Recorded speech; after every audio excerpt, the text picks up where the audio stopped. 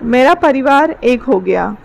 मोहिनी जी और उनकी बहू रूपा बहुत प्रेम से रहती थीं। रूपा ज़्यादा पढ़ी लिखी नहीं थी, मगर हर काम में दक्ष और व्यवहारिक थी। दोनों सास बहू सारे तीज त्योहार बड़े प्रेम से मनाती थी। उनकी पड़ोसन मालती जी हमेशा अपनी बहू रोहिणी के आगे रूपा के गुणगान बखान करती थी। मालती और रोहिणी की आपस में नहीं बनती थी। रोहिणी बिना कारण रूपा से द्वेष रखती थी। वह चाहती थी कि रूपा और उसकी सास का झगड़ा हो जाए। वह अक्सर ही तलाश में रहती। रूपा की 2 लड़कियां थी, दीपा और नैना।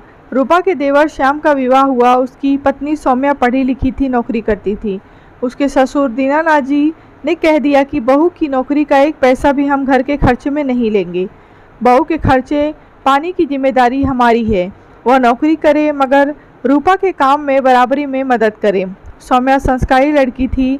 वह सुबह जल्दी उठकर घर का सारा काम करके 10 बजे स्कूल जाती और 5 बजे स्कूल से आने के बाद फिर काम में लग जाती। एक दिन घर में कथा थी। आसपास की महिलाएं आई थीं। उनके सामने मोहिनी जी सौम्या की तारीफ कर रही थीं। रोहिणी को अवसर मिल गया रूपा को पट्टी पढ़ाने का। वह किसी बहाने से घर आती या घर के बाहर रूपा मिलती तो उसके सामने कहती, तेरी सासू जी हमेशा रूपा की तारीफ करती हैं। देख, तू भी तो दिन भर घर के काम काज खटती रहती है, पर वे अब तेरी तारीफ नहीं करती। वह पढ़ी लिखी है, नौकरी करती है, अच्छा पैसा जमा कर लिया होगा उसने। ऐसा ना हो कि वो सास ससुर को पटाकर मकान और जायदाद अपने काम करा ले। रूपा, मुझे तेरी चिंता होती है। कहीं उसने ऐसा कर लिया तो तू क्या करेगी? किशोर भाई साहब तो बहुत सीधे हैं। जब बार बार ऐसी बातें सुनती तो उसका मन विचलित होने लगा। वह कच्चे कान की थी, रोहिणी की बातों में आ गई। उसे अब बस रोहिणी की उसकी सगी लगने लगी थी। उसके बहकावे में आकर उसने घर में झगड़ा करना शुरू कर दिया और अपने हिस्से की मांग करने लगी। किशोर ने बहुत समझाया मगर वह नहीं मानी। रोज की कलह से घबराकर घर का बंटवारा हो गया। किशोर की बड़ी बेटी दीपा विवाह लायक हो गई। किशोर ने अपने पिता से बात की। बोला, पापा, किसी महाजन से शादी के लिए कर्ज लेना है। दीनानाथ जी ने कहा, बेटा, महाजन बहुत ब्याज लेगा, उसे चुकाने में कमर टूट जाएगी। सौम्या यह बात सुन रही थी।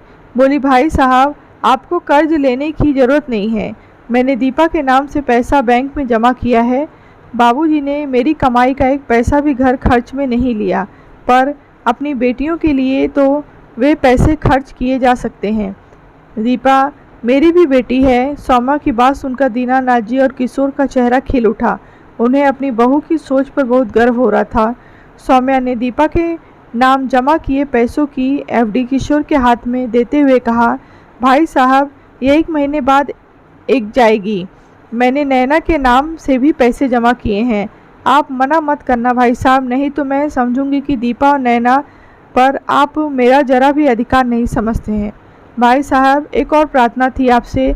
हमारे आंगन के बीच जो दीवार है उसे हटा दीजिए। हम अपनी दीपा का विवाह एक साथ मिलकर बड़ी धूमधाम से करेंगे। किशोर की आंखों में खुशी के आंसू आ गए। वे बोले, सौम्या, तुमने मुझे बहुत बड़े संकट में बचा लिया। जब रूपा को यह बात मालूम हुई तो उसे अपनी करनी पर बहुत शर्म आई। वह बोली, सौम्या, मुझे माफ़ कर। रोहिणी ने तुम्हारी बुराई की, मैं कच्चे कान की निकली। उसके बहकावे में आकर मैंने घर को 2 भागों में बांट दिया। दीदी, आप माफ़ी न मांगें, आप बड़ी हैं, जो होना था हो गया। अब तो हम मिलकर मम्मी जी से पूछकर दीपा की शादी की तैयारी करते हैं। घर में फिर से खुशियाँ आ गई थीं। कहानी आपको कैसी लगी है कमेंट बॉक्स में बताएं। कहानी अच्छी लगी हो तो लाइक करें, शेयर करें।